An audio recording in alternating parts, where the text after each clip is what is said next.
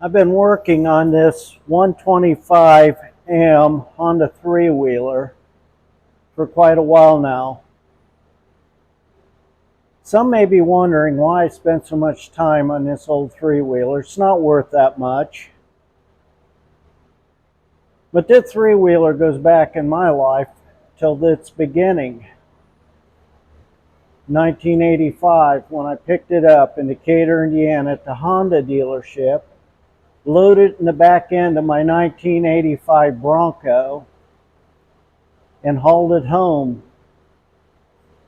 so that my kids could enjoy it. And they did over the years. We had a lot of fun in this three-wheeler. It carries a lot of memories with me. Will they ever ride it again? Probably not. Will I? Maybe, after I get it going here. Thing is, it means more to me in memories than it does in just nuts and bolts and metal. What will I do with it when I'm completed? I don't know. Maybe you could help me out with that. Tell me what you would do with this 1985 Honda three-wheeler once it's completed. I want to show you what you're looking at here. You see this right here? It's the brake lever that goes up here. Now, I don't know any of this stuff ahead of time, so I just do it, and so can you. But you have this ball here that this threads in, and we're talking about the front lever brake now. You have an adjustment here, a tightening screw here. You have to screw this in just enough so that when you push the brake here, which is this back here with another adjustment, and you turn that in till you get to a certain point and you feel that it grabs but still isn't locking the tire. Now right there, it's a little tight. So I may have to take it off right here, move it up just a little bit, and then put it back on. I'm not sure yet. But it seems complicated, and it isn't.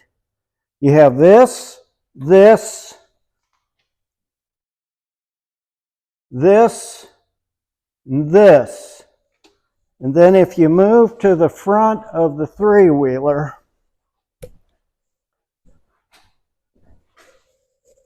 you have this right here. You can see I've got hardly no tension in that right now.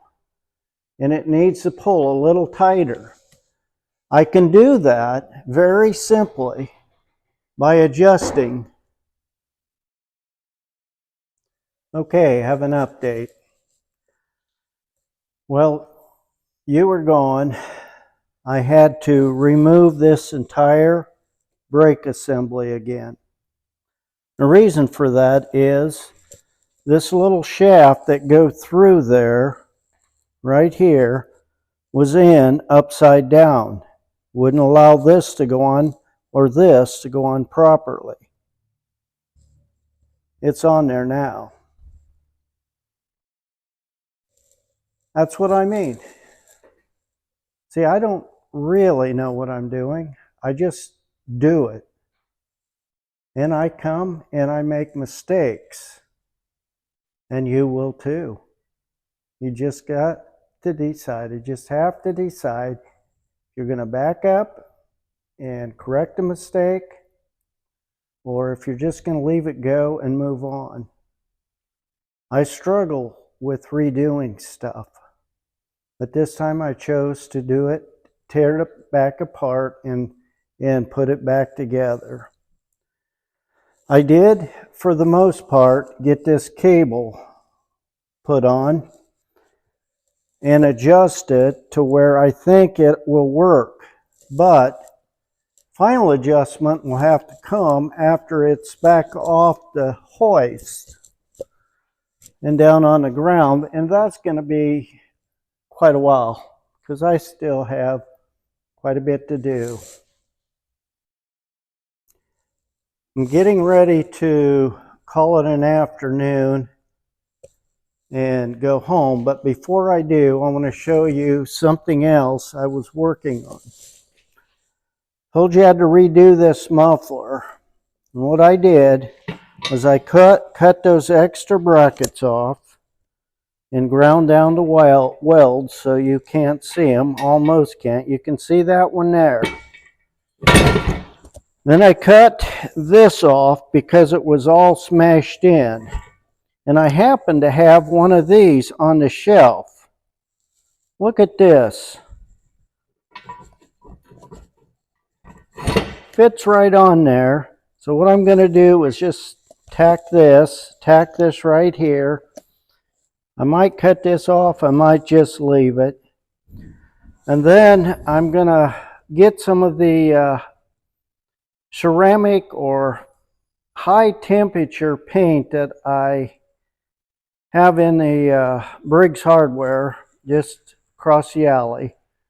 And I'll clean this up and I'll probably give it a fresh coat of paint. That wouldn't have to be done, but I had to clean this off so that I could weld a bracket on.